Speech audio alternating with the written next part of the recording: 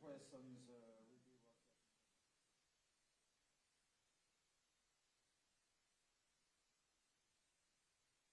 Connecting, but the video is just connected. Yes.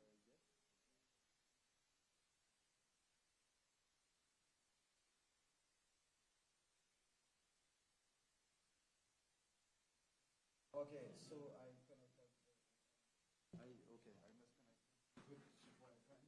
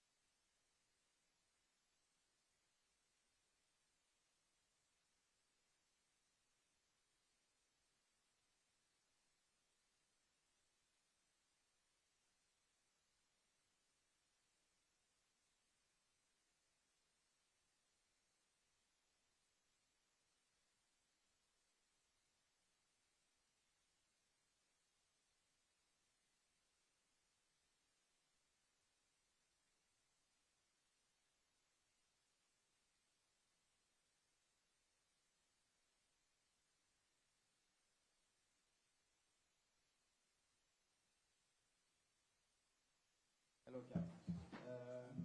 I connected to and I press press conference.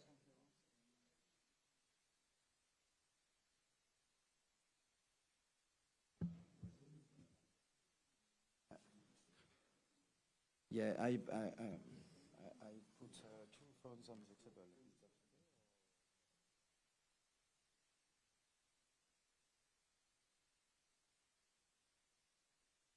and headphones connected.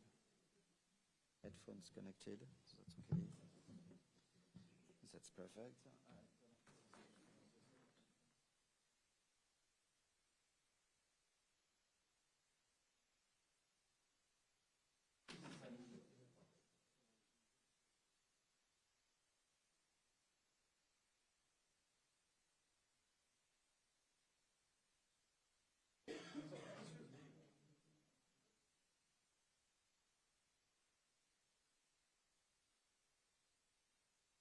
Incredible.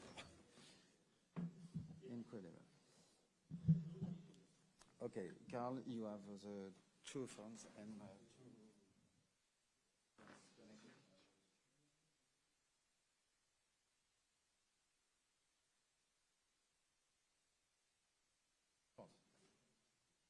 Okay, you.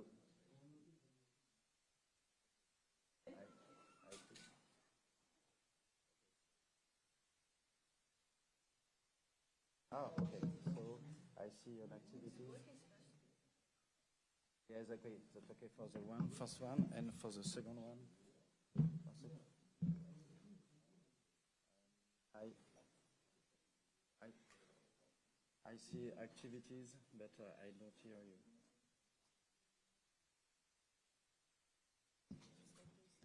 Okay. So yeah, that's okay. That's okay. I hear you. That's perfect.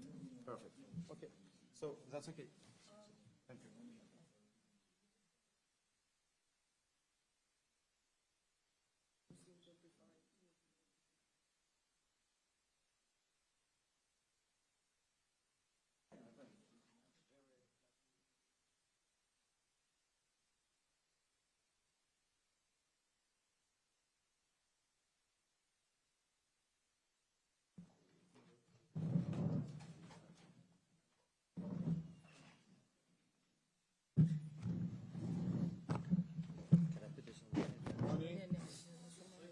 Right? Sure, sure, good. Morning. Morning. Morning. Sure.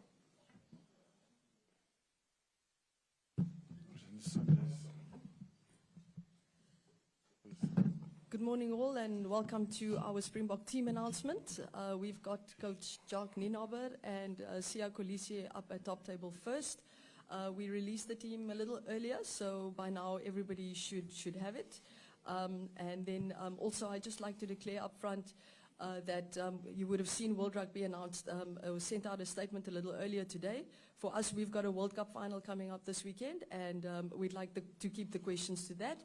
SA Rugby is working on a statement that they will send out later today, so we'd like the focus to be on the Rugby World Cup final today. Thank you. Please raise your hands for questions. Morning, Jacques. I heard what Zina just said. I just need to ask you, are you relieved that you can actually concentrate on a game of rugby and not on a circus? Look, I must say we're fortunate in terms of the support and the legal team and everybody that worked behind the scenes. I mean, we were very shielded from it, to be honest. And where we stay on the Gulf estate over here, we almost in our own little bubble. So for us, it was business as usual, and we just focused on rugby, and that was taken care of in the background.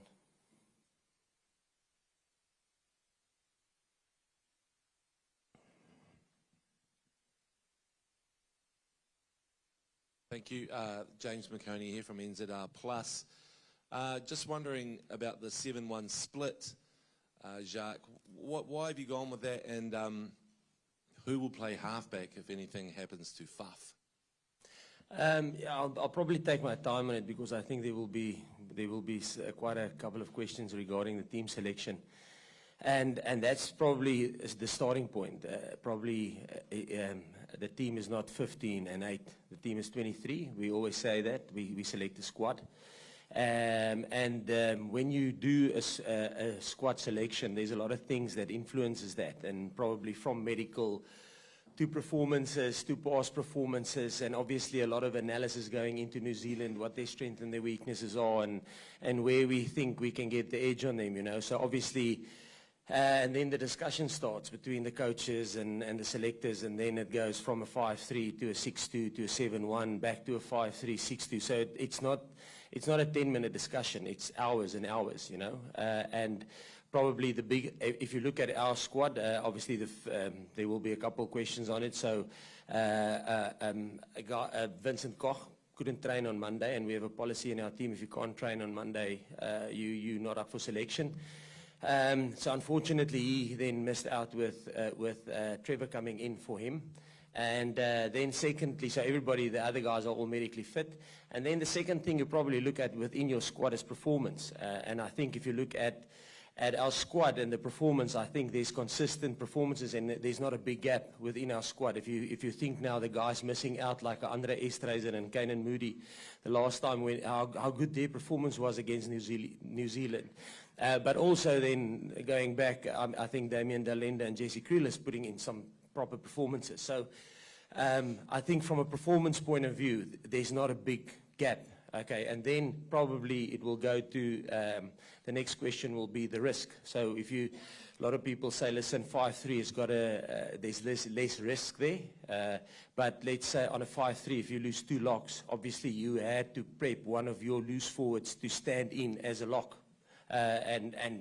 So I think in all teams, I think even if you go back to your quarterfinal, who played halfback when Aaron Smith went off? So Richie Mo'unga. So as coaches, you always mitigate risk by prepping other people for circumstances that will happen. So in our case, it will be Cheslin, and he's always been a guy. I mean, he played sweep in sevens, you know, which is the equivalent to scrum off in the 15 scope. So he's always been a guy that if we got a yellow card, he would be the standing halfback. And we've prepped him there for not just this week, but for a couple of weeks. So he will be the standing halfback, yeah.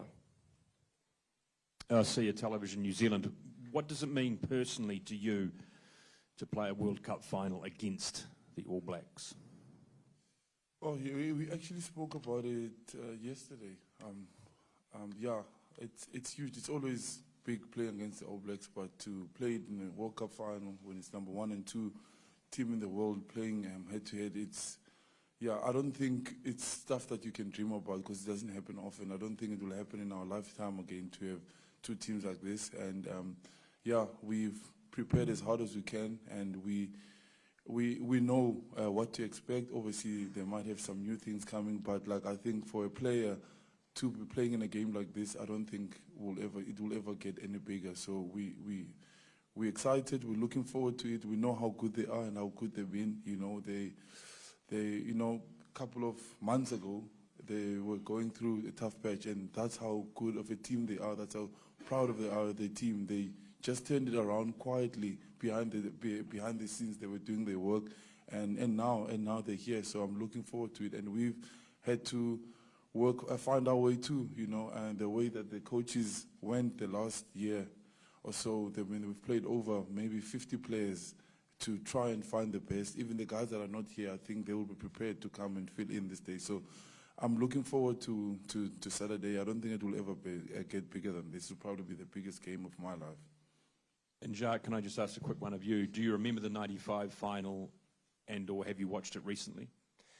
Yes, I remember it very well. Patches, I was a student, so I was probably a couple of beers strong. No, I was definitely. But I remember running in this after the victory. We were all in the streets in South Africa in Bloemfontein. I was at uni back then. And sorry, your other part? Oh, yes, I have. I have watched it recently. I would say probably a year ago. And the 95 one, and yes, it's amazing how the game has changed. I mean, I think there was, I can't remember, I think there was over 80 kicks in that game, and the scrums, there wasn't, the halfbacks could break off, the loose forwards could break off after the engagement, and the offside lines were at the 8-man speed. So the amazing thing is how they got their kicks away. I thought, because the loose forwards, after they engaged, they were off. They didn't need to stay bound to the scrum, and then the back line was on the 8-man, so there wasn't 10 meters of space, and they played with a leather ball. And so it was that was quite amazing to see. Yeah, so now I watched it in terms of that, but and there wasn't any lifting in the line out. So there's a lot of differences back then.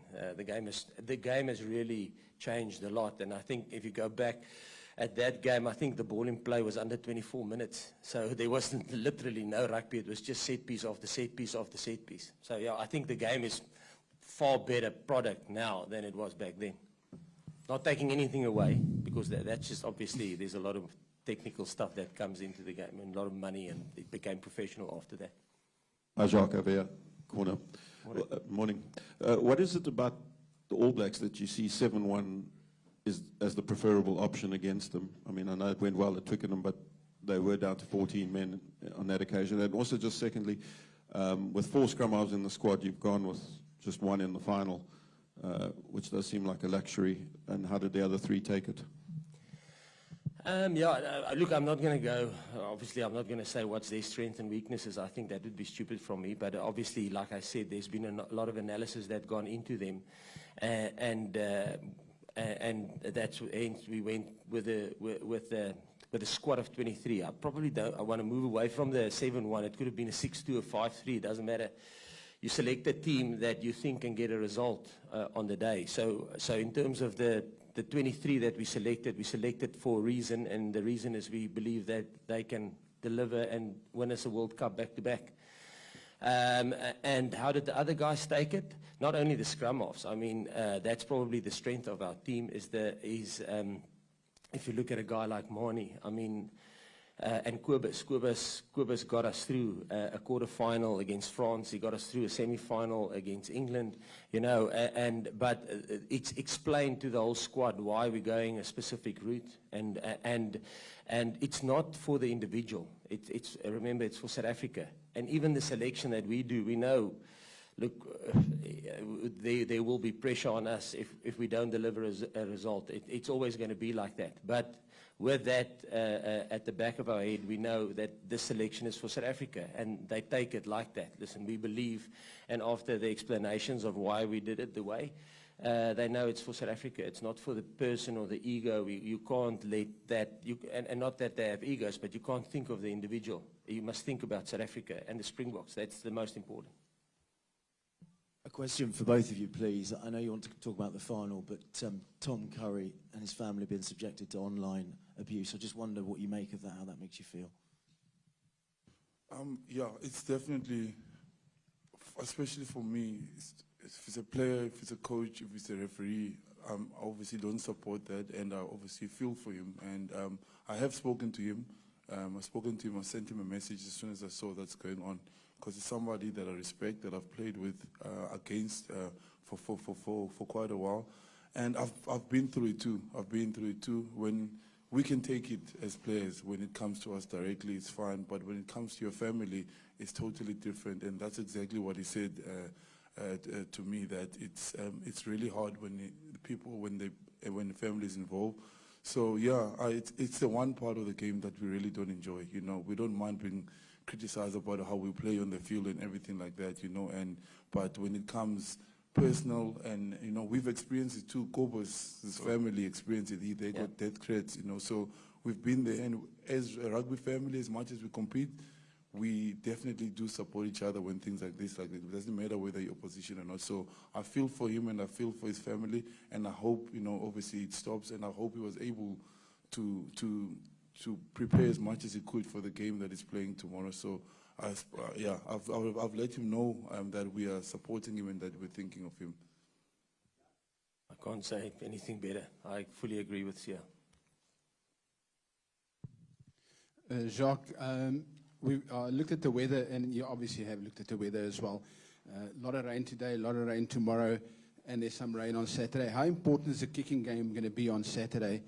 And given your team selection, other than Andre, who, not at the poles necessarily, but for your touch kicks, who will be the main kickers in the game? I think we've got first of all, yes. I think there's a I think probably a 60% chance that there will be rain either just before the game or in the game. So it's probably going to be wet like it was. And luckily for us, we had a semi-final where we were exposed to that. And so the kicking game will be important, like it is always in finals or in quarterfinals, semi-finals. Getting territory is important. I won't say it's the most important thing, but it is important. And I think if you look at our team, we've got numerous kickers. I don't actually think there's a guy that can't kick in the back line. And I suppose there will be a couple of forwards that will put their hand up as well, if you look at them in the warm-ups. But no, I think if I look across our back line, I think there's not a guy that can't kick. If I just think a guy like Jesse put a nice little kick through the other day for Cheslin. So no, I think there's a couple of options there. Valen? Morning, Coach. Morning, Sia. For Coach, I just want to know if it's going to work in South Africa's favour, the fact that bar New Zealand, South Africa have faced off with the top 6 in the world during this tournament. New Zealand, on the other hand, just 2 of those top 6 nations. And then just for Sia, this year is the 200th anniversary of isiXhosa being a written language. How you feel as a sportsman singing in Nkosisikelele, Africa? In terms of, I think in the final, it's about the final. I don't think necessarily the past have got any bearing on what's going to happen on Saturday. Obviously, every quarter-final, semi-final is tough, and you have to get past it for various reasons. That's why they call it test matches. Each test that you play has got specific tests that you have to pass to win the test, if I can put it like that. It's almost like an exam you write.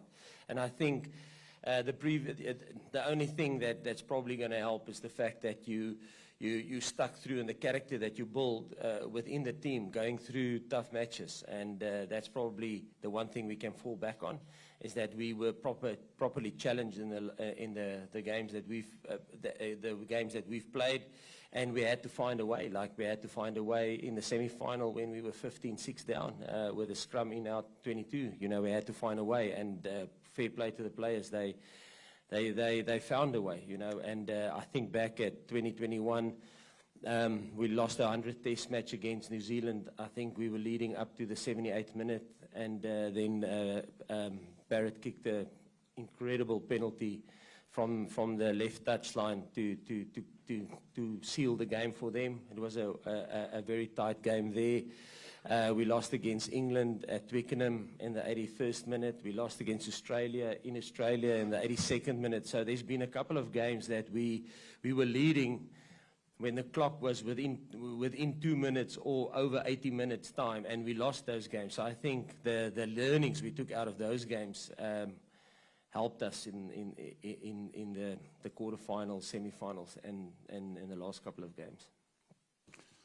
Yeah, that's really special, and it's great for me, and obviously abantu abaninzi abathetha isiXhosa because siyaziqenya nge-language yethu, and to also like to hear it in the national anthem. I think it's amazing. I love our national anthem, you know, with different languages in it. We are a very diverse country, and we really do, I think most of the time, celebrate our diversity, as we do in this team as well. And I think the fact that, you know, I can come from the township and play rugby and also be able to sing the songs I used to sing in the township, that I take, where I don't forget where I come from. I'm able to express myself as the team. I think that's really amazing, you know, and it does a lot to us to also hear the Xhosa commentary when somebody, you know, a lot of people can't watch rugby because they can't afford, like, and then also they don't understand English. Now we can hear it in your own language. Sometimes in the radio, the people listen to the game. I think that's really beautiful because it's brought more people. It's invited another different kind of people to come and watch rugby and support. So I'm really proud that, you know, my language has been recognized, and yeah, we take full pride in that.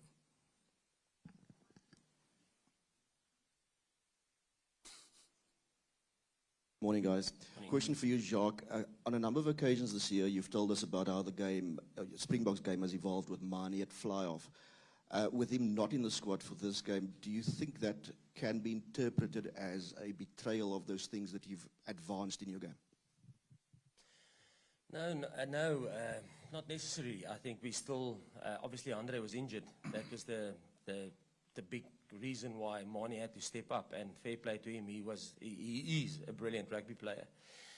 But unfortunately, if we would have gone with a 5-3 split, he would have played. But unfortunately, like I said, for him and for Kobus, they are unlucky because of the tactics that we think we want to employ. So yeah,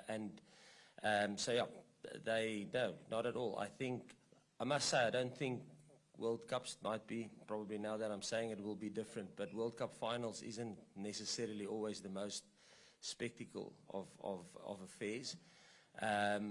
So if you look at the past games, it's always going to be tight, and I think this one is going to be tight, and it's going to be a grind. Yep. For the positions, I think Yeah. Yeah, I think also things happen. I get taken off on the 40th of life. Of course, I would love to play more, but I know that at that time, I can't give anymore, or the coaches can see I'm not so productive anymore. So decisions get made, it's not about me. I can be disappointed for a little bit, but I know the bigger thing is that if we win at the end of the day, like the work that Kwagga and Dion Fourie does when they come on, the bench came on and won us a game. Our job is to grind out, and those decisions get made, and you think, am I going to sulk for me, or am I going to think of the bigger prize? At the end of the day, when we win, South Africa wins. It doesn't say this guy started, or this guy kicked the winning penalty. When they write the name on the trophy, they say South Africa.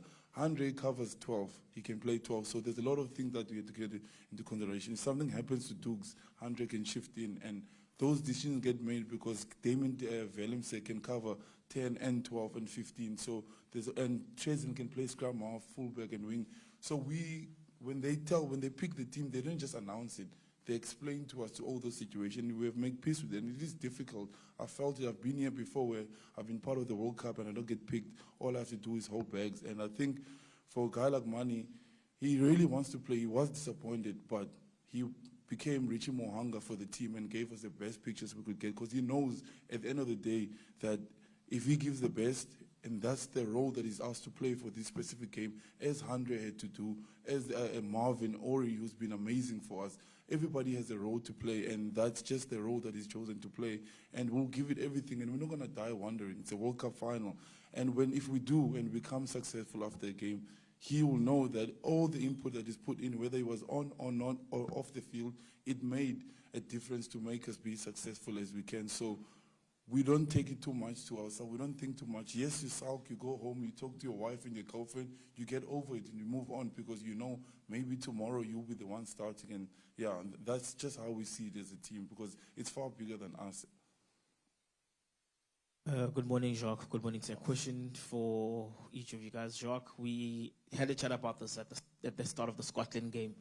You are finally in your last week as a Springbok coach. Just talk us through how you've processed this particular week, and that this is probably the last team announcement press conference in these colors that you're attending in the meantime. And for you, see, I mean, the All Black game in the Eastern Cape holds so much significance. Just building on Valen's question, what does it mean for you being from the Eastern Cape, playing against All Blacks when, especially from 1995 onwards, every other test match is rated highly, but the All Black test, the All Black Springbok test from our part of the world is the one that really matters? Yeah, in terms of how did I approach this weekend from being the last one, maybe. Yeah, you know what? It's funny. I went for a run this morning, and I was thinking about it. You know, in 2011, when I was in New Zealand with the Springboks in the World Cup, I thought I'll probably going to continue. And then Heineke went another route with John McFarlane, and they were very successful together. So, and then I thought, okay, I had 7 games with the Springboks, and it was unbelievable. And then 2016, I got another opportunity with the Boks, but then I already signed with Munster, and so I only had 3 test matches with the Boks, and And I thought when I left for Munster, okay, listen, that's it. I had 10 unbelievable test matches with the Springboks. And then we came back to 2018. The point there is, you actually don't know the future. And that's how I see it. I'm not emotional because I don't know if this is my last test match for the Boks or not. Because you can plan life as much as you want, but life has got its own way, and destiny has got its own way. So for me, I just focused on, I think, how you should approach the game. This is every day, any day can be your last day with a team. I just enjoyed every single minute of it, and just stay in the now, in the moment, and just enjoyed the players, because I think this group, like Sia said, this will probably never, no, not probably, this will never happen in our lifetime again. So rather thinking of maybe this might be the end, or it is the end or not, just stay in the moment and just enjoy it for what it is. It's probably the biggest occasion that we will ever be part of, and probably the biggest rugby game that there's ever been. 1 and 2 playing each other in a World Cup final. And whoever wins is going to be the first team to win, or country to win, four World Cups. So it's massive. It's all to gain. So that was my approach. I just stayed in the moment, because I have been twice. I've been in positions where I thought this is the end. As I will never be here again. And look where we are now. Yeah. So that's how I approached it. Playing the All Blacks, I said earlier, it's always special. It's always a huge occasion. I mean, they've been one of the most successful teams in the world, and I think the game, obviously from '95, I think it's so special. I think I was 4 then. I didn't get to watch the game, but obviously seeing videos of it, and also the significance of the game is huge. I think it opened a lot of doors for me and many others, and I think it was an important game, not just for the Eastern Cape, I think for South Africa in general. It was a huge game, and that's why it's highly spoken about even this day.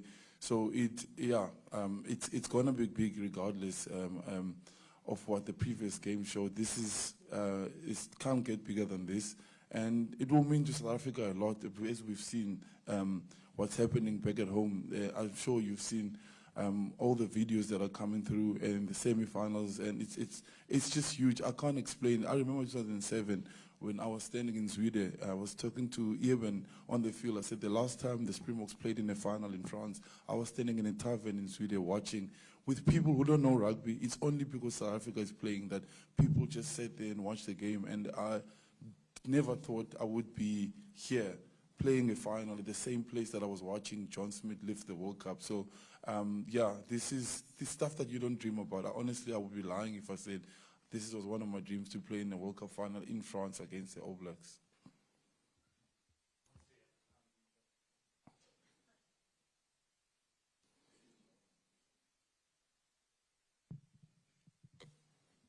Hi, Sia. I mean, you sort of touched on it slightly here, and Jacques mentioned being the first team to win 4 World Cups. Can you contrast what the motivations are for this group of players, maybe compared to 4 years ago, when you spoke very well about sort of inspiring the nation and playing for a higher purpose? Are they different? Are they the same?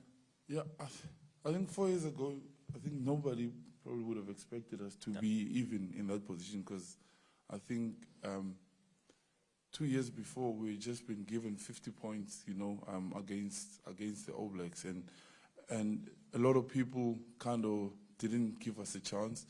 And we were driving, we were trying to get the respect back of the Springbok team, of the name, and we were fighting because I think we were 5th or 6th in the world that time, and it was basically rugby focus until we go to the final, and when Coach Rassi spoke to us just before the final at the stadium, because he had seen what was happening back at home. We were in the country, was in the middle of one of the biggest gender-based violence marches. There was xenophobia happening. There was a lot of bad happening in the country at that time. And when he saw that, and he saw Mampimpi play with one of the ladies that got killed at the post office, and he realized that it actually means so much more to, we all play for different reasons as players. We've got different motivation. It's your family, it's someone that you've lost that you want to make proud. but the thing that brought us together was South Africa. And he looked at that and he saw, and that we started playing for so much more than, because we knew what we do on Saturday can control a mood of 62 million people plus. And then now, you know, we were able to achieve it then, and then now we see it each and every single day, and people tell us how they feel, and people send videos and tell us this is sometimes the only time they are happy about something is when we play. And also, for us, it's for someone that is in my position right now, where I was when I was a kid, for them to know, yes, that it's a season that they're going through, it's a tough time, but it is possible for them to get out of it. It's kids they'll come from farm areas that never thought it's possible, but now they see Peter Steph, you know, and it's guys that they see their life this way, that they want to go to this union. And a guy like Faf, he had to go to multiple unions. Cheslin had to leave South Africa to become a Springbok. So we represent all those kind of people, and that's what we focus on as a team, and that's our drive, and that's who we look to. You know, that's when you play or when you don't get selected, that you know it's for something far bigger than yourself. We'll take a last question on this top table, and then we'll bring in the players. Good morning, Sia. Good morning, Jacques. Morning. This one is for you, Jacques. You've been part of the EPD program before your time at the Springboks, and Rassi often says how important it was to him to be involved there. Can you just sum up what it was and how important it was for transformation? And is this Springboks team already capitalizing on it? Yeah, so for those who don't know, EPD programs is an early player development program. So before I joined the Springboks, I was the high performance manager at SA Rugby, and the EPD programs, Rassi was what was his title then? He was general manager of rugby, and I was the high performance manager underneath him. And so yeah, the guys that, how can I put it, Damian Willemse was an EPD2 program when I started coaching him at SA schools, R.G. Snyman, Mani Libok, J.C. Creel, Andre Pollard, Malcolm Marx, Thomas Etoy, they all guys that I've worked with since they were 17 in the EPD program.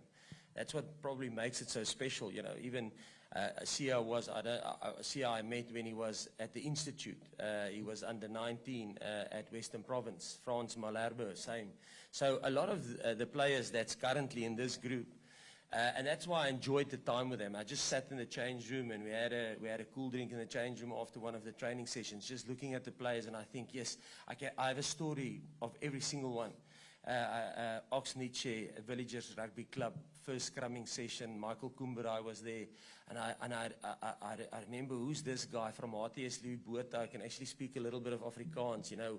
If you think where he's from, I've got a story about every single one because of EPD, because when they were nothing, and when they were just dreaming to become Springboks, you start working with them, and you know what? Fair play to them, they haven't changed. They don't have egos now. Like Mani Libok, somebody asked about a guy like Mani, like Kobus. Okay, obviously he's a little bit older than them. But the same Mani that was 17 years old playing for the SA school side with Damian Willemse, they're the same people now. They haven't become big-headed. They don't have an ego. If they're not selected, like Sia said, they take it on the chin. They know that it's for South Africa, just like they did it back then. So, yeah, it was special working in the EPD programs, and even with the women. Obviously, I coached the 7s in women's and the 15s, and so I had an unbelievable coaching pathway with that, teaching kids, or not kids, but school kids, developing them, see how they grow as persons, how they become fathers, how they become men. You know, it's unbelievable to be part of it, and that started way back in 2013, I think. So it's 10 years now. Yeah. Can I just ask one question of Sia? Just you've played the All Blacks a lot, and I just wanted to know what impresses you about this All Blacks team, and in particular your opposing captain Sam Cane.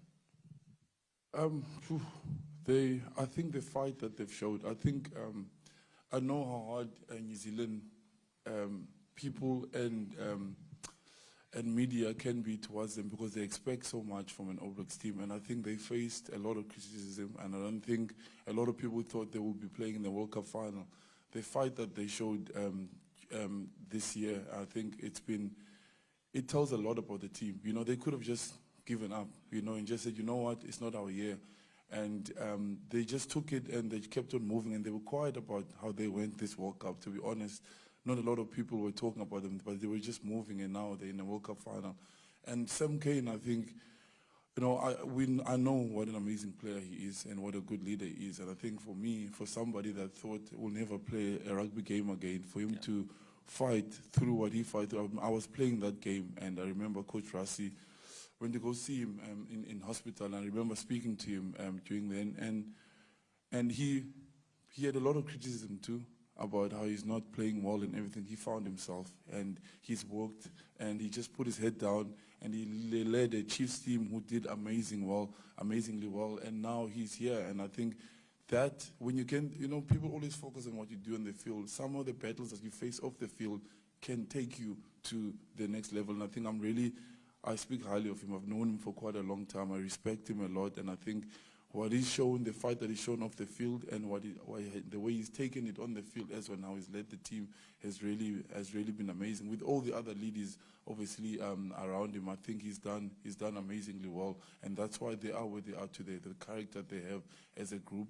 And it's not, I don't think it's easy. I know it's hard for us to play for South Africa because people expect, but for them to play for a country who's been successful for so many years, it takes a lot out of you, and it does get lonely, it does get dark. You do sit there and you think, am I capable of doing this? Can I do this? But when you have good men around you like I do, guys like Dwayne, Eben, Andre, who support me all the time, and you can see they just stuck together and fought to it, and that's why it makes them such a special team, and that's why they're playing in the World Cup final on Saturday. Thank you, Jacques. Thank you, Sia. We'll bring in the players now. Please, guys, note that there's about 25 minutes for 4 players, so just making you aware of that. Thank you. Thank you.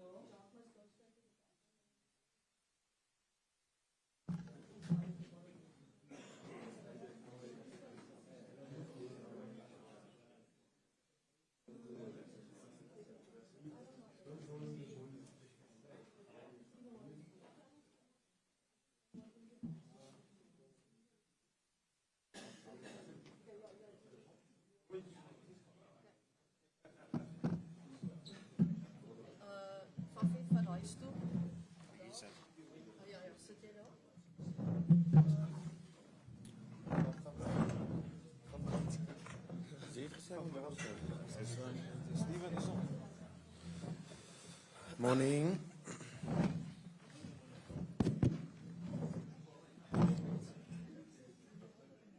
Alles afzet.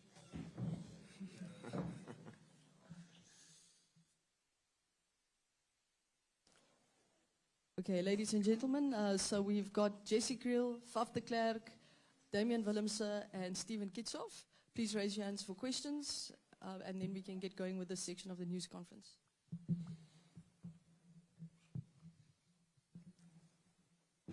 Good morning, gentlemen. Stephen, let's start with you. Your career shaped by New Zealand rugby. I mean, your first big final was in 2012 in the Junior World Cup, where you guys won at Newlands. You're back here again. Just talk us through this particular 9-year period. Or 11 years, if I may say. My math is a bit off. Yeah. Good morning, everyone. So yes, you're taking me back now to very long ago. But so under 20s, Junior World Cup final in Cape Town at Newlands. So yeah, we were fortunate enough to get the victory there on home soil. But I think this is a different beast. I mean, we all know how good the All Blacks are and how well they've been playing throughout the World Cup and the victories they've had. So I think going through all the years, and I mean, starting my international career in 2016, struggled to get a victory over the All Blacks until 2018, and then from there was very 50-50. So, yeah, I think this weekend's going to be an exciting one. It's going to be a different one. It's going to be a massive game, historical game. So, yeah, really looking forward to it, and I think the pressure is going to be immense, but I think the atmosphere and the game itself is going to be incredible.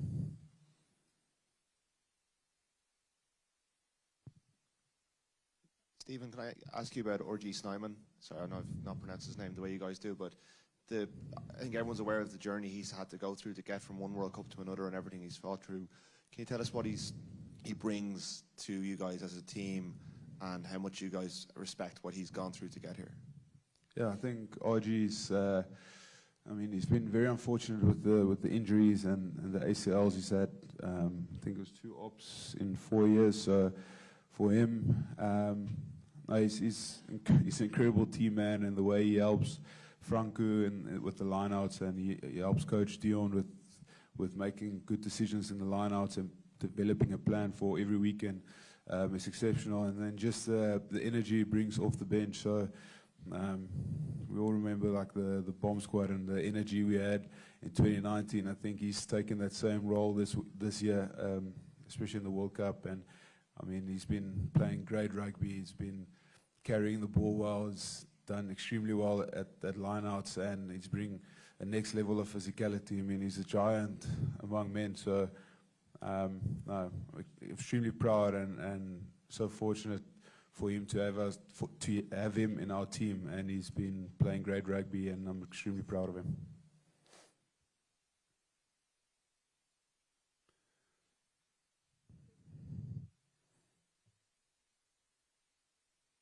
Hey, JC, this one is for you.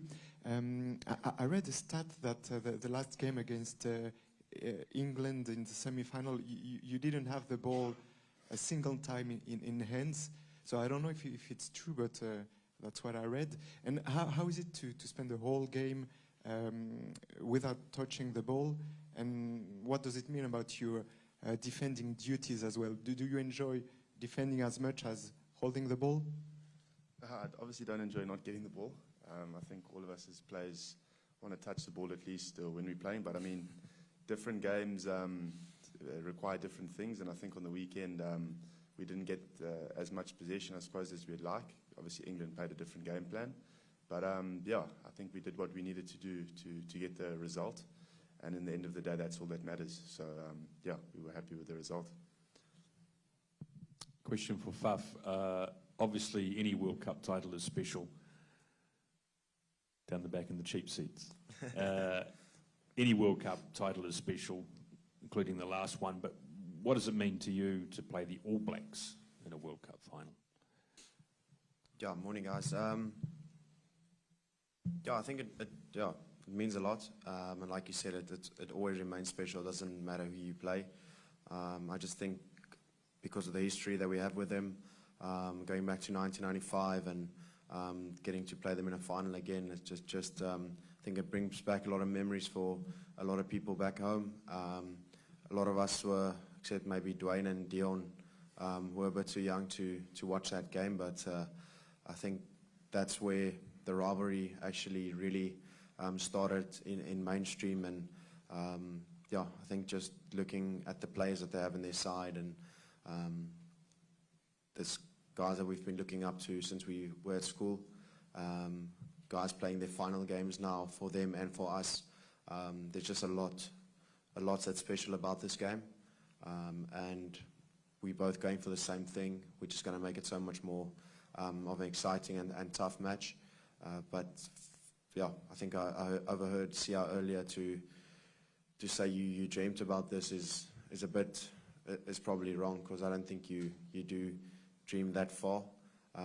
But we're here now, and I'm feeling extremely privileged and blessed to sit in this position, and yeah, going to give everything that I can. And if it's my last game, I want to make it remembered for me as giving everything and putting everything on the line.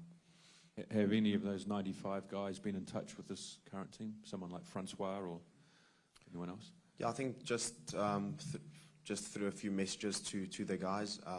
There were a few of the guys at training sessions and just feeling support from them. So yeah, I think even if they haven't, we know we have their support.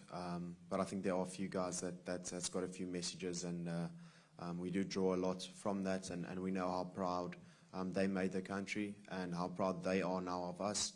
And we need to continue that, and hopefully we can add another W to the records and hopefully take that cup back home. Faf, I was just wondering, without the bench means there's no sort of specialist scrum half there, means you'll likely go 80. Just wondering if that changes your approach or if it changes the way you look at the game at all? No, not really. We've played like this before, and I've played a lot of 80 minutes in my life, and that doesn't really change things. I think if you're going to pace yourself to make sure you fit at the end of 80, you're probably going to lose this game. So we're going to have to go from the start and give it our all. And luckily we've got Kwacha covering 9 as well, and he doesn't get tired, so that's fine. And yeah, Chesy's also been training there, so we've got backup. So that doesn't really bother me at all. Yeah, I'm going to try and give it my all from the very start, and yeah, hopefully I can be there at the end when we win. But yeah, it doesn't really change anything that I do. Just have to make sure I'm recovered well for the game. Faf, you've played the All Blacks a lot. Can you tell us about what impresses you about this team, and also your opposite number, Aaron Smith?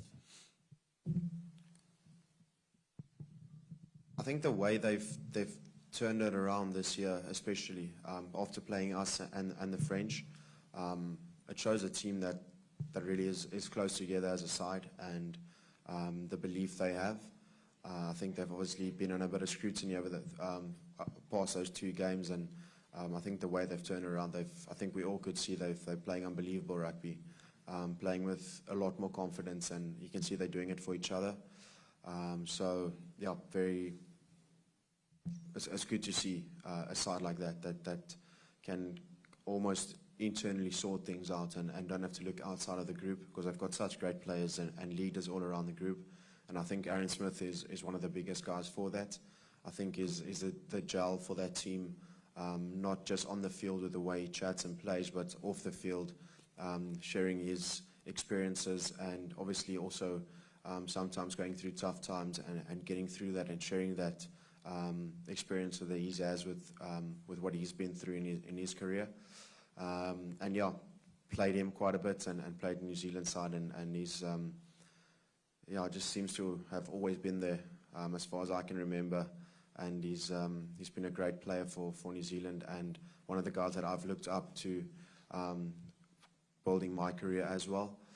He's always been one of the best 9s in the world continuously every single year, and that's a sign of a great player. And I think I'm lucky enough to hopefully get a few more hit outs against him in Japan, so it's going to be exciting to have him over. But yeah, I just want to congratulate him on a great international career. Yeah, he's been great, something that I think a lot of 9s can look up to, and I have definitely in the past learned a lot from him, and but hopefully I can get one over him this game. Damien, Jacques was just talking about how far back he goes with a lot of the players, and he mentioned that he coached you at a very young age as well as a lot of the other guys. Can you just maybe talk about the influence that he's had on you as a player, as a coach, what kind of coach he is, and the kind of influence he brings in a big week like this? Yeah, I think obviously Coach Jacques and myself go back since school days, and you know, it's been a real privilege and honor to play for him and under him. Yeah, as I said, obviously he's been massive in my career, especially in my test career. You know, he's the one with Coach Rassie who's given me a shot at the international scene. So yeah, I'm really grateful for the opportunities, and then obviously the rest of the coaching staff who's made sure that, you know, I can develop my skills each and every week. And yeah, I'm just really blessed and grateful for the opportunity that he's given me to kickstart my international career. And you know, today I'm here, hopefully in the World Cup final. So yeah, it's been massive for me. Faf, hi. What makes this rivalry so special for you, and is it the biggest in rugby? I was funny enough just thinking of that question before you asked it. And I don't know really why, but I think it, for me personally, doesn't get bigger than this. If you look what's at stake, and getting the 4th title, going back to back, yeah, I can't really answer that, to be perfectly honest. It's probably just the feeling that you have inside, and I think you all can feel it, and I think people and supporters can feel it. It's special and very privileged to be just in this situation. There's not a lot of people that can come after us and have this feeling and have this situation to be in. So yeah, I think it's spectacular. I'm looking forward to it so much. And like I said, that there's a lot more to play for than just that cup. We're doing it for a lot of different reasons. But going up against this side in a final, trying to go back to back, it's pretty special. I can't explain it. It's more a feeling, and I think you're going to see some unbelievable rugby on the weekend.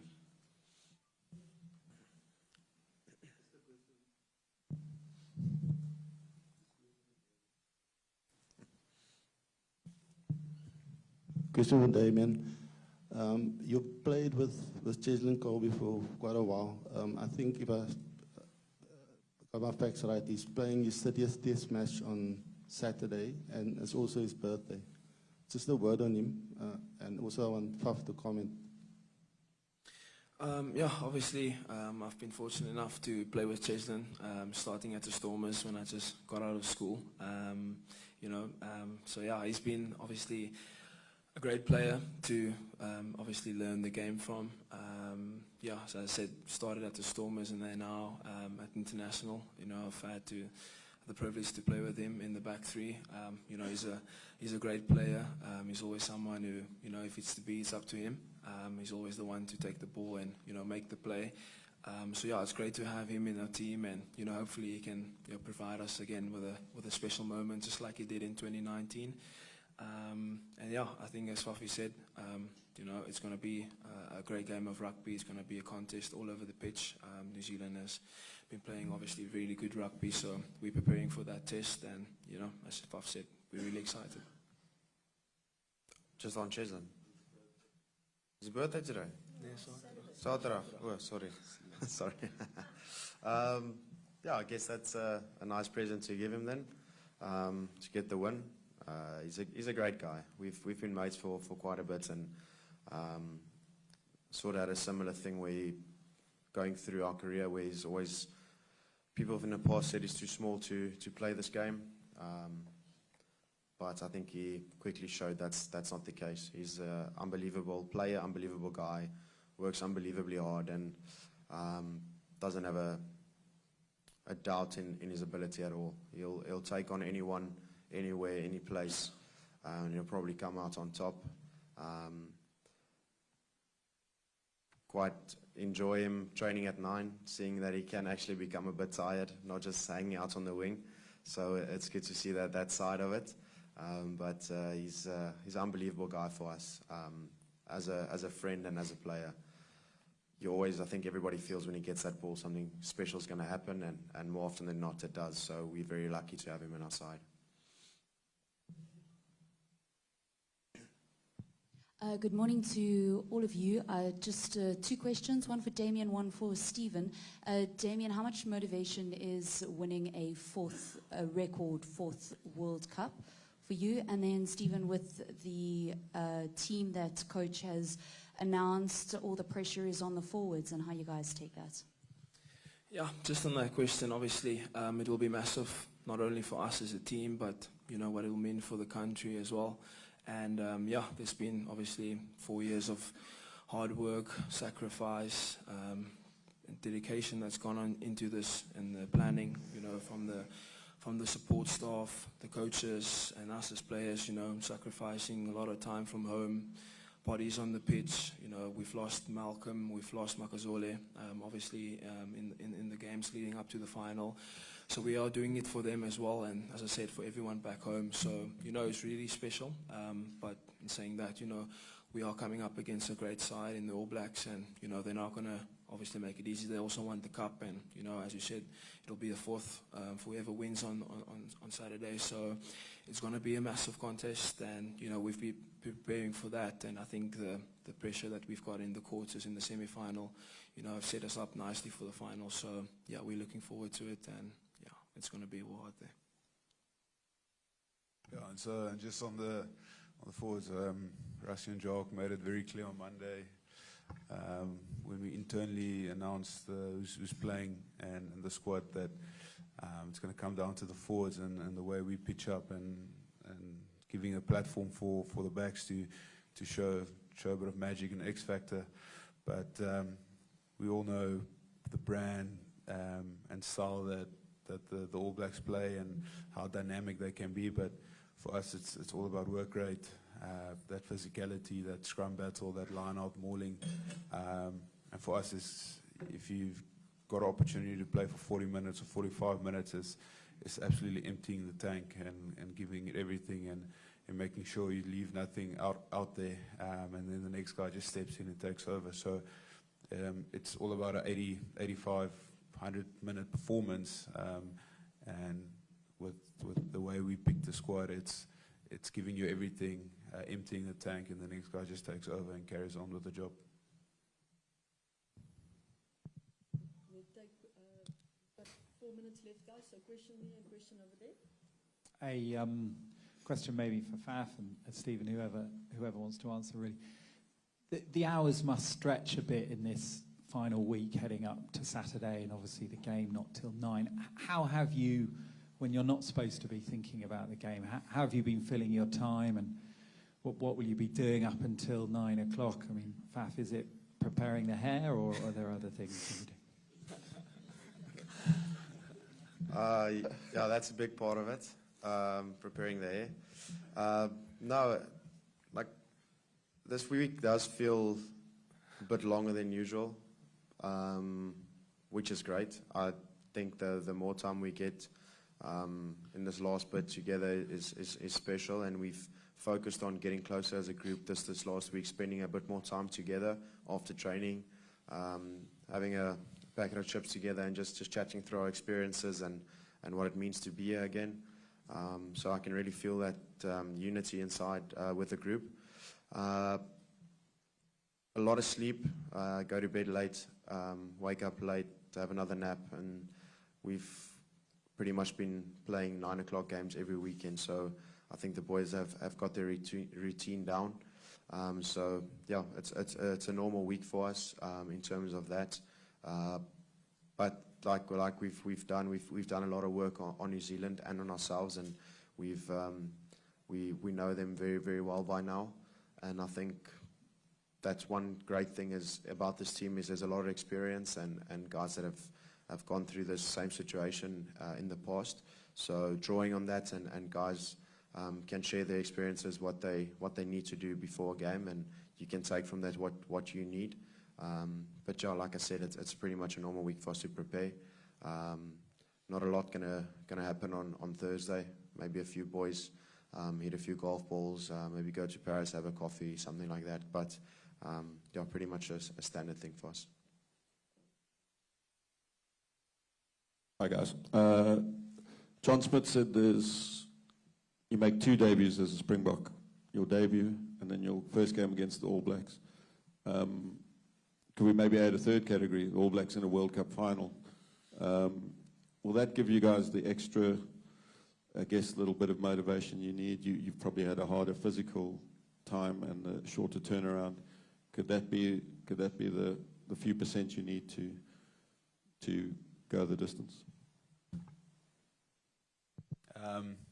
Yeah, I think he's 100% correct. Like, I made my debut against Ireland and then played a couple of games and then played the All Blacks and felt like I've never played a test match for the Boks before that. And then building up into this week there's a different level of nerves that I haven't felt before. So I think motivationally wise, to be honest, there's no outside motivation needed. I think the way we've prepped, the way we've done our analysis, the way this whole World Cup's been, and the road we had to take to get to here, it all roads lead to this final. So I don't think there's any motivation needed. I think there's going to be excitement. I think there's going to be enjoyment. I think there's going to be exhilarating rugby. So for us, it's pitching up, making sure the details nailed in, and then just playing rugby as best as we can. Thank you very much, guys. That wraps up our media conference. Have a lovely day and see you tomorrow. Thanks, guys.